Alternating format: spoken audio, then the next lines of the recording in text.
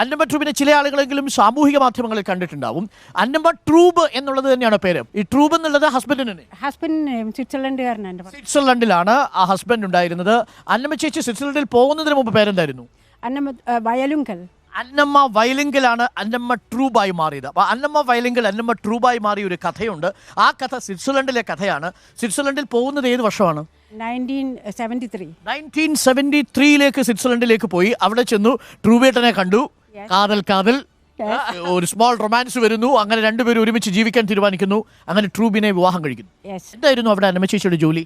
നേഴ്സായിരുന്നു. അന്നമ്മ ചേച്ചി പതിവ് പോലെ നമ്മൾ ഇവിടെ നിന്ന് യൂറോപ്പിലേക്കൊക്കെ പോകുന്നവരെ പോലെ ഒരു നേഴ്സായിട്ട് പോകുന്നു. സ്വിറ്റ്സർലൻഡിൽ എത്തി. സ്വിറ്റ്സർലൻഡിലെ പൗരനായ ട്രൂബിന്റെ മുഴുവൻ പേര് യോഹന്നസ് ട്രൂബിന്റെ വിവാഹം കഴിക്കുന്നു. എത്ര വർഷം ഒരുമിച്ച് ജീവിച്ചു നിങ്ങൾ? ഞങ്ങൾ 47 വർഷം. 47 years.